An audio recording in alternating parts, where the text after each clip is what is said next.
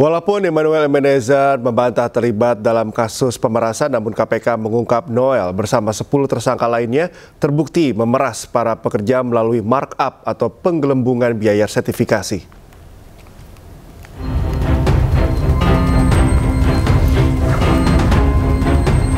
KPK mengungkap Emmanuel Ebenezer memeras para pekerja dalam proses pengurusan sertifikasi keselamatan dan kesehatan kerja atau K3. Noel dan para tersangka di Kemenaker menaikkan tarif sertifikasi K3 dari yang seharusnya Rp275.000 menjadi Rp6 juta. Markup atau penggelembungan ini naik berkali-kali lipat menjadi sekitar 2.082%.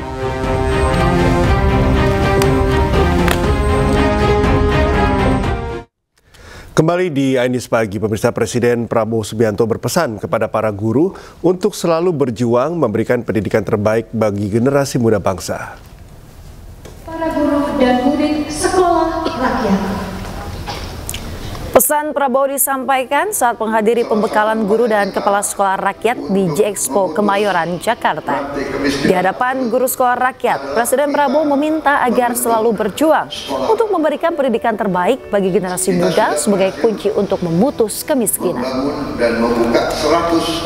Saya titip benar-benar para guru, Anda sudah diseleksi melalui program yang ketat. Terima kasih kementerian-kementerian yang melaksanakan itu. Luar biasa seleksi kalian. Guru-guru ini terus dibimbing, dibina. Para kepala sekolah, Anda memiliki tugas yang sangat mulia. Anda sedang menyiapkan tunas-tunas bangsa. Anda sedang dalam rangka kita memutus rantai kemiskinan, saudara sekalian. Mereka ini anak-anak yang kau didik, nanti mereka akan kembali ke orang tua mereka dan merekalah yang akan mengangkat orang tua mereka keluar dari kemiskinan, saudara sekalian. Dalam kesempatan yang sama, Presiden Prabowo juga menyindir segelintir pihak yang berafiliasi dengan asing. Menurutnya para antek-antek asing menjadi salah satu penghambat kemajuan Indonesia karena mereka tidak ingin Indonesia maju. Kita baru bekerja 300 hari sekian, tapi kita sudah mulai kelihatan hasilnya. Ada segelintir orang, saya kira mereka entah sadar atau tidak sadar, mereka ya itu sudah jadi antek-antek asing. Gak apa-apa saya bicara di depan wartawan. Saya katakan mereka sadar, mereka antek asing. Mereka tidak suka Indonesia bangkit. Mereka tidak suka Indonesia bangkit. Saya katakan mereka tidak suka Indonesia bangkit. Tapi kita yang akan bangkit bersama. Pemirsa, KPK menetapkan Wakil Menteri Ketenagakerjaan Emmanuel Ebenezer dan 10 orang lainnya sebagai tersangka terkait dengan kasus pemerasan pengurusan sertifikasi keselamatan dan juga kesehatan kerja di Kementerian Ketenagakerjaan.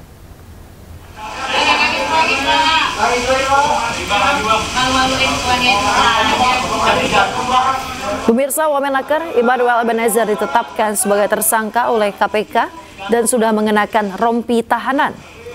Selain Emmanuel Ebenezer, ada 10 orang lainnya yang ditetapkan sebagai tersangka dalam kasus pemerasan pengurusan sertifikasi keselamatan dan kesehatan kerja di lingkungan Kementerian Tenaga Kerja. Dalam konferensi pers di Gedung Merah Putih KPK Jakarta, Ketua KPK Setio Budianto mengumumkan bahwa Emmanuel terbukti menerima uang 3 miliar rupiah.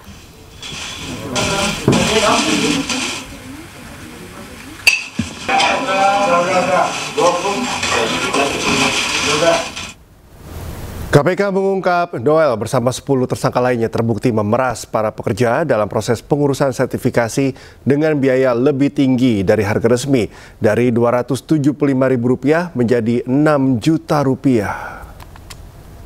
Adanya dugaan ya suap atau pemerasan awalnya di Kementerian Tenaga Kerja, gitu. Karena ada informasi dari masyarakat itu, tenaga kerja itu, buruh itu pada saat mengurus. Jadi ada Saya gambarkan gini simpelnya. Ini ada pihak pekerja atau buruh. Kemudian di tengahnya ini ada PJK3, Perusahaan Jasa Keselamatan Kesehatan Kerja. Dan di sini ada Kementerian Tenaga Kerja di Direktorat Jenderal Bina Pengawasan. Nah, gitu ya. Nah, ini 3 pihak. Nah, 3 pihak ini yang harus bayar 6 juta, yang seharusnya Rp270.000. Usai ditetapkan sebagai tersangka, Immanuel Ebenezer meminta maaf kepada Presiden Prabowo Subianto. Noel juga mengklaim tidak terjaring operasi tangkap tangan KPK serta membantah terlibat dalam kasus pemerasan. Saya ingin sekali pertama saya meminta maaf kepada Presiden Pak Prabowo. Kedua, saya minta maaf kepada anak dan istri saya. Ketiga, saya minta maaf terhadap pelaku. Saya juga ingin klarifikasi bahwa saya tidak di OTT. Pertama itu, kedua, kasus saya bukan kasus pemerasan, agar narasi di luar tidak menjadi narasi yang kotor yang memberatkan saya dan kawan-kawan yang bersama saya. Tidak ada sedikitpun kasus pemerasan, dan apa yang kami lakukan.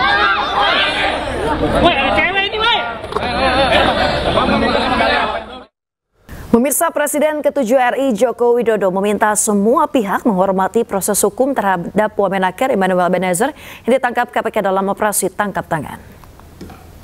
Saya sangat mengapresiasi kerja baik dari KPK dan kita semua harus menghormati proses hukum yang ada. Ya, ikuti proses hukum yang ada. Ya. Beralih ke informasi lain, pemirsa, Polda Metro Jaya periksa Rismond Sianipar sebagai saksi terlapor terkait kasus tudingan dugaan ijazah palsu Jokowi. Rismond dicecar 49 pertanyaan dari pihak penyidik, namun dirinya hanya menjawab 2 pertanyaan saja.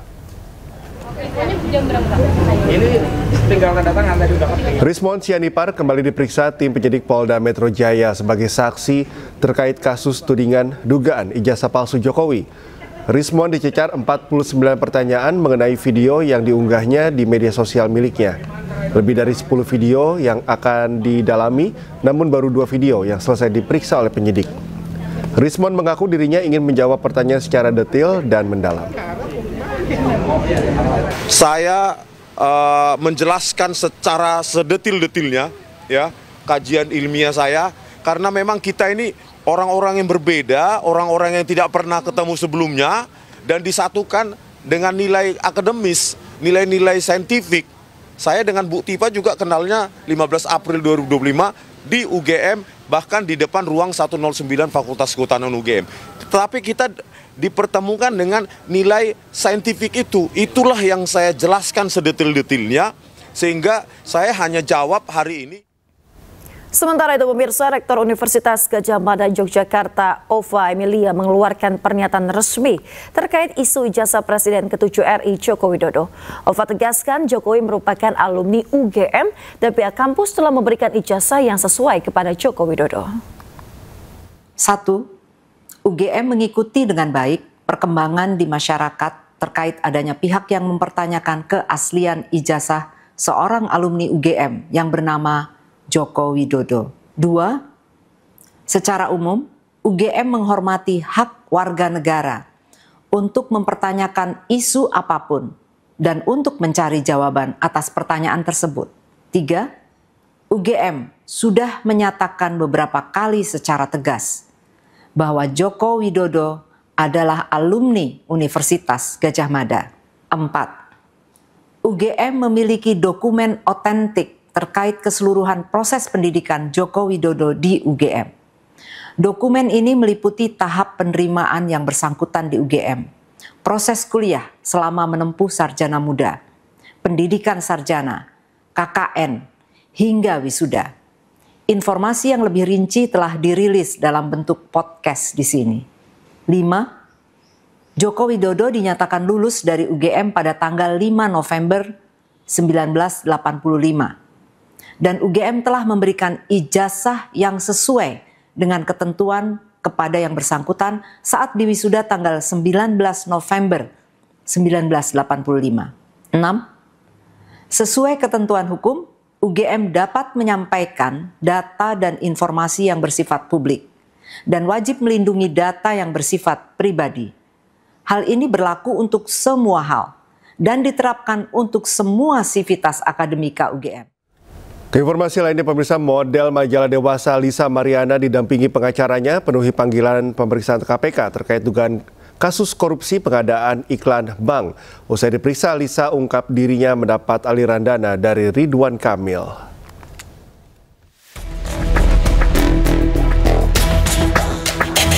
Selebgram Lisa Mariana telah usai diperiksa KPK sebagai saksi dalam kasus dugaan korupsi pengadaan iklan bank yang melibatkan Ridwan Kamil, Gubernur Jawa Barat periode 2018 hingga 2023.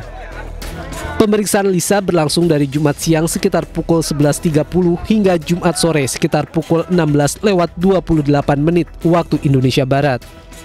Usai diperiksa, Lisa ungkap dirinya mendapat aliran dana dari Ridwan Kamil. Saya menjadi saksi pemeriksaan Bank BJB. Iya, Ridwan Kamil ya. Ridwan Kamil. Aliran dana aja. Ya. Saya nggak hitung sih ya. Tapi sekitar 2 jam saya di dalam. Berarti membenarkan adanya aliran dana? Iya. Ya kan buat anak saya. Berarti benar? Benar. Berapa banyak dan berapa? Ya saya tidak bisa sebut nominalnya ya. Meski enggan menyebut jumlah dana yang diterima, Lisa menyatakan pemeriksaan berjalan lancar. Sebelumnya, KPK telah menetapkan 5 orang tersangka dalam kasus dugaan korupsi pengadaan iklan bank yang menyebabkan kerugian negara mencapai 222 miliar rupiah. Tim Liputan iNews melaporkan. Pemirsa, sebelumnya Lisa Mariana mengamuk dalam siaran langsung di akun media sosial miliknya.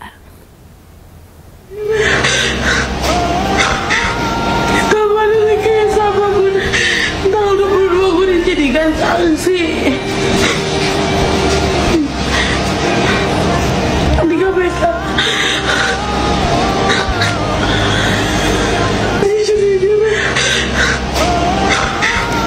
Kapan lagi kes apapun tanggal 22 gue dijadikan saksi di KPK.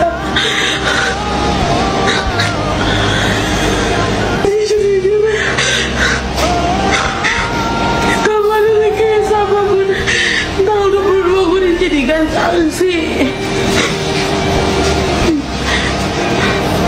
di KPK.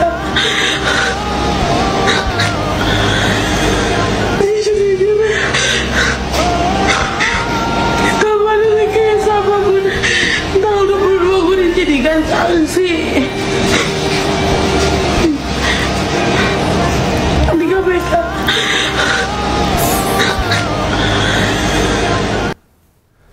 Keinformasi selanjutnya, pemirsa, Kejaksaan Negeri Karawang menahan PJS Direktur Utama PD Petrogas Persada Karawang lantaran merugikan negara sebesar 7,1 miliar rupiah. Sementara itu, pengacara tersangka menyebut GBR justru berjasa menyelamatkan keuangan perusahaan.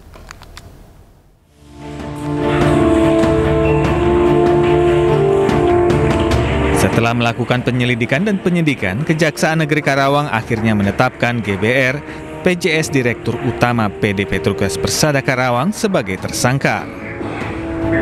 Tersangka GBR diduga melakukan korupsi pada laporan keuangan PD Petrogas Persada hingga merugikan keuangan negara sebesar 7,1 miliar rupiah. Tersangka GBR diketahui melakukan penarikan dana dari rekening perusahaan secara tidak sah sejak tahun 2019 hingga 2024. Berdasarkan hasil penyidikan ditemukan adanya dugaan penyalahgunaan keuangan oleh tersangka Gerbi. Tersangka Gerbi diketahui melakukan penarikan dana dari rekening perusahaan secara tidak sah sejak tahun 2019 hingga 2024 dengan total nilai sebesar 7.115.224.363 rupiah. Sementara itu, kuasa hukum GBR Lukman Hakim menyatakan kliennya telah berjasa menyelamatkan PD Petrogas Persada Karawang dari kondisi kas kosong hingga kini memiliki saldo sebesar 101 miliar rupiah. Saat mulai menjabat pada tahun 2011, GBR menghadapi kondisi keuangan yang kritis, di mana 2 rekening utama perusahaan diblokir akibat utang sebesar 783 juta rupiah. GBR juga menggunakan dana pribadi bahkan meminjam dari keluarga untuk membayar gaji para pegawai. Jadi proses partisipasi interest itu dilakukan sejak tahun 2015, ya, dan baru bisa dicairkan pada bulan Maret 2019. Ya. Jadi kurang lebih 4 tahun proses mendapatkan PI itu. Saat ini, GBR dijerat pasal 2 ayat 1 Undang-Undang tentang Pemberantasan Tindak Pidana Korupsi. Dari Karawang, Jawa Barat, Tim Liputan iNews melaporkan.